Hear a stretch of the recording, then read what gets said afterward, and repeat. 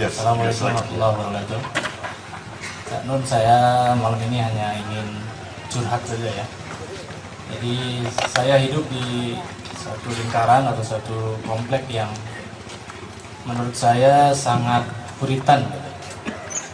Dari hal-hal yang mungkin semua juga tahu bahwa hal seperti tahlil dan yang lain-lain sudah dianggap tidak sesuai dengan syariat. Nah, kemarin saya mengikuti satu kajian. Mereka membahas tentang tahlil yang pernah kita praktekkan di sini. Cak Nun yang bikin kanunnya, La ilaha illallah. Kemudian hu, gitu, kata tahu itu. Menurut dia, suatu zikir itu tidak dianggap benar ketika tidak melafadzkan suatu lafaz yang lengkap. Jadi hu ini tidak mesti lengkap, maka itu tidak sesuai dengan syariat dan tuntunan Rasulullah. Nah, mungkin Canun bisa membantu saya untuk ya, kasihan orang bisu mas, ya nggak bisa pikir dia. Nggak bisu terus gue gak iso mas. Es nggak masuk, itu nggak terima. Yang masuk Tuhan pelik kayak gitu mas, kan juga bukan hunya dong yang kita tangkap. Yang kita lantunkan ke Allah bukan hunya, tapi apa maksud hatinya kan gitu kan. Kalau mulut kan tidak diukur-ukur amat. Innallaha la yanzuru ila ajsamikum, termasuk ila lisanikum, walakin Allah yanzuru ila qulubikum kan gitu mas. Tapi tidak usah berbantah sama mereka, bilang iya gitu. Nanti saya akan mengungkapkan gitu. Tidak usah rame-rame. Tapi Anda sendiri di dalam diri Anda harus punya keyakinan dan pemahaman yang luas bahwa luang zikir itu tidak pakai kata ya wis ya boleh, tidak ada masalah. Kalau di Sulawesi itu ada waliullah, itu muridnya Syekhona Khalil juga di Bangkalan. Jadi muridnya Syekhona Khalil itu ada Kiai Haji Hasyim Asy'ari, ada Kiai Haji Imam Zahid, ada Kiai Haji Ahmad Dahlan, ada Kiai Haji Muhammad Thohir, Imam Latiu, ada macam-macam. Nah, orang Mandar itu kalau berlayar, kalau sudah bahaya angin badainya itu kan dia bingung mau nyebut Allah, gitu kan ya tidak lucu. Merasa dia kurang yakin bahwa dia cukup dekat dengan Allah, terus mau Muhammad gitu ya nggak enak juga. Dia tidak merasa yakin bahwa dia dekat Muhammad. Tapi kalau menyebut namanya Imam Lapio kan dia cukup dekat dan dia menghormat sama Imam Lapio. Jadi dia mendapat wilayah keyakinannya. Jadi kalau ada badai dia Imam Lapio, itu badainya nyingkir mas. Apakah kata Imam Lapio lebih sakti dari kata Allah? Dengan pertanyaannya. Itu contoh satu. Contoh dua, ada sebuah sumur yang anak-anak suka bermain di zaman ini di suatu tempat. Anak-anak itu selalu menyebut Al-Habsyi, Al-Habsyi, bleng, terus mereka loncat lagi naik. Jadi airnya itu memantulkan badan mereka naik lagi. Al-Habsyi, bleng, start lagi. Al-Habsyi, bleng gitu. Ada seorang sufi ulama datang, Al-Habsyi, Al-Habsyi, wiritan capopo. Ya Allah, Allah, atau paling tidak Muhammad, Muhammad, Allah, Allah, Allah, Allah. Terus coba gini, Allah, baru terjun, Allah, belum nggak balik. Nah, jangan dibandingkan kata Allah dengan Al-Habsyi. Anda kan kenal komputer, Anda kan kenal hard disk, Anda kan kenal memori, Anda kenal inisial, Anda kenal apa sih mas? Partisi, ya mas ya, partisi. Itu partisi itu kan sangat dasar. Kalau partisinya, ya sebelum Anda bikin memformat kan partisinya diperjelas. Kalau DOS apakah FAT apa kan, kalau Mac bagaimana kan ada. Nah itu kan soal partisi itu mas. Jadi yang memang oleh masyarakat itu Allah itu memuatkan dirinya di dalam kesadaran budaya yang diwakili oleh kata Imam Lapio. Begitu dia sebut ngelihat imam, itu dia langsung sama Allah dekat, ngerti nggak? Kalau disebut Allah itu dia minder. Allah kan maha tinggi. Ini kayak orang yang saya ceritakan, orang Suriname di Belanda yang saya tanya, kowe isi muslim? Ora. Islam ki apa? Apa itu jawabnya. Saya tanya, ini orang baik atau buruk mas? Dia bilang Islam itu baik, saya elek, maka saya tidak Islam. Islam itu saya junjung tinggi, jangan sampai saya masuk Islam karena saya kotor, saya jelek. Akhirnya mas, daripada para pengotor ini mengaku-ngaku Islam. Kan sekarang yang banyak adalah Muslim-Muslim, Islam-Islam yang sangat kotor. Si abang ini bilang, oh Islam dhuwur, Islam apa? Aku kotor, aku ngombe, aku judi. Islam aku aja tidak Islam, Islam dhuwur. Ini kan kesadaran yang lebih jujur gitu loh mas. Nah jadi Al-Habsyi juga begitu mas, di dalam kesadaran orang di situ, orang yang paling santun ke mereka, orang yang paling sayang ke mereka, yang mengajari dekat kepada Allah namanya Al-Habsyi. Jadi kata Al-Habsyi itu bermuatan, dia terus punya muatan, frekuensi. Imam Lapiya juga begitu. Jadi bukan terus Imam Lapiya Anda bandingkan dengan Allah. Itu ya mas ya. Nah kalau saya kembalikan kepada itu tadi, hu tadi, emang kata-katanya yang diterima oleh Allah. Kata-katanya apa muatannya? Muatannya. Anda pikir kalau Anda haji terus tawaf terus mencium Hajar Aswad itu yang Anda cium batu gitu? Kan bukan batunya yang Anda cium. Masa ngombe, masa apa? Anda pikir itu Baitullah gitu? Ka'bah itu Baitullah. Terus kalau itu Baitullah yang di sini bukan Baitullah gitu? Kan nggak gitu mas, cara berpikirnya mas.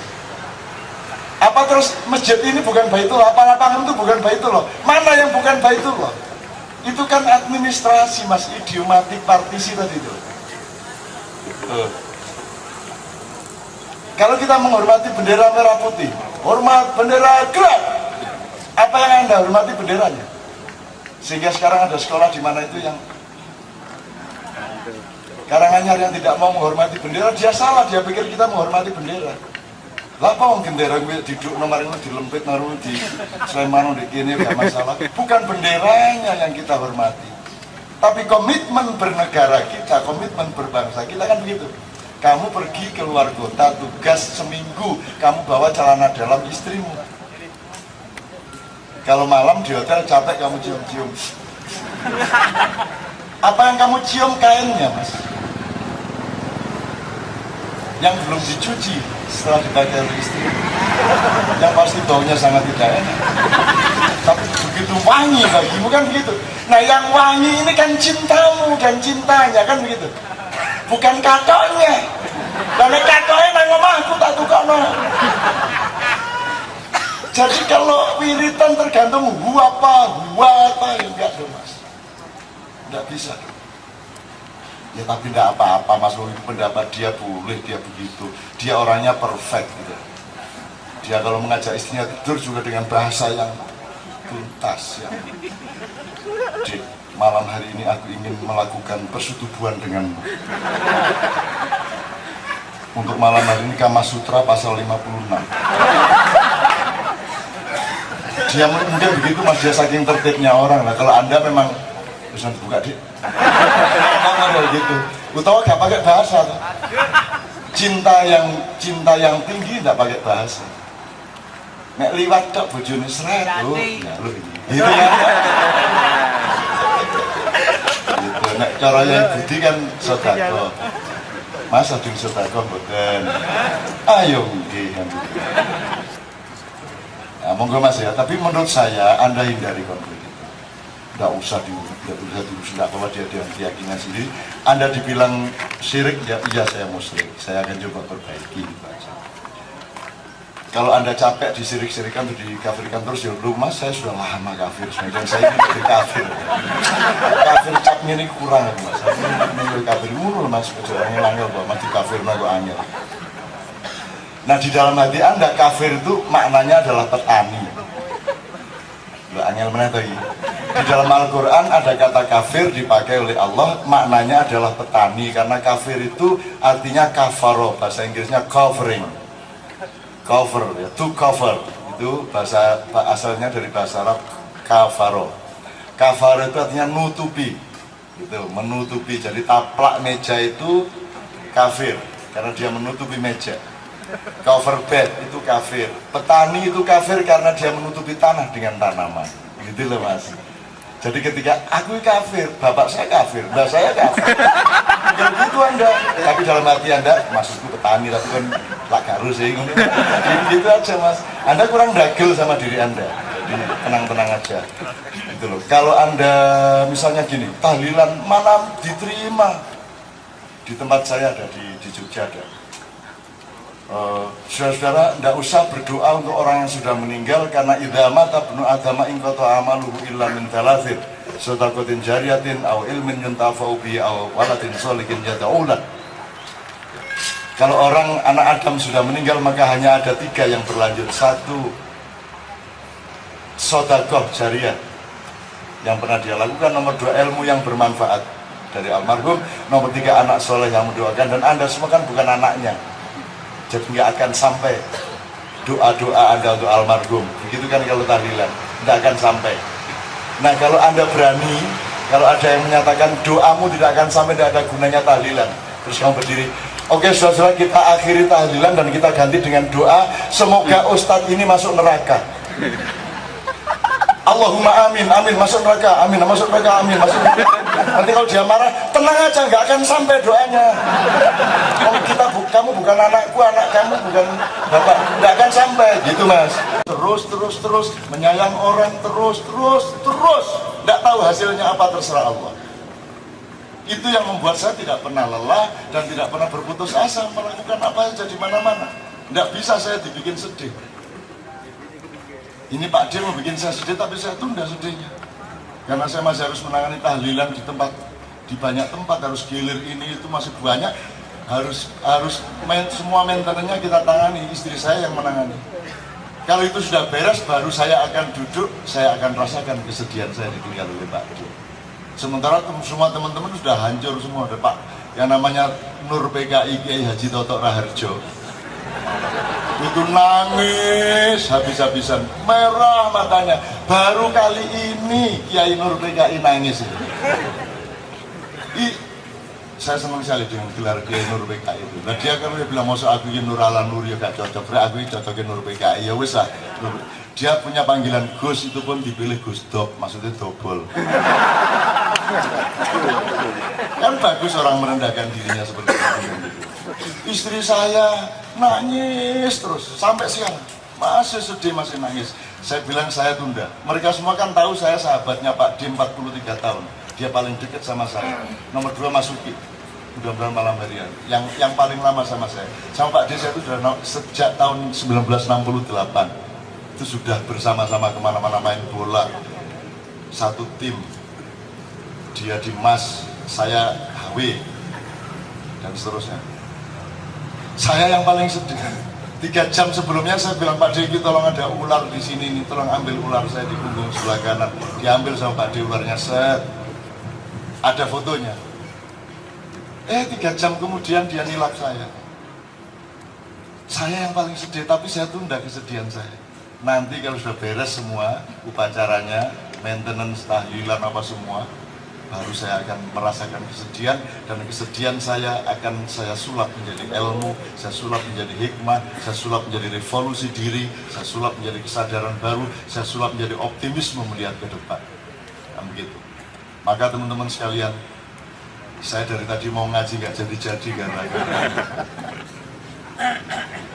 gara-gara jatah jantung itu. Jadi kenapa saya ngaji teman-teman sekalian, ya supaya Allah segera memastikan bahwa yughayyiru ma biqaumin, tapi kita sudah yughayyiru ma bi anfusihim. Kita sendiri sudah menunjukkan. Jadi sebenarnya kita kan tidak bisa, tapi Tuhan bilang, ya sudahlah, pokoknya kamu kelihatan ikut merubah gitu loh.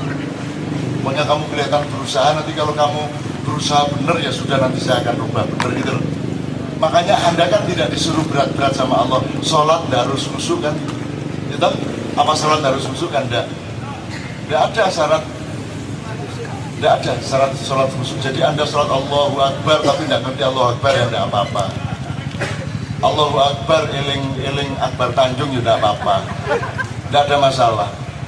Jadi kalau sholat tidak khusyuk itu tidak salah secara hukum, secara fikih. Cuman kebangetan secara akhlak. yo mosok kamu sholat tapi tidak berhadapan sama Allah, kan itu. Jadi itu himbauan moral, bukan pasal hukum. Kalau pasal hukumnya enggak apa-apa.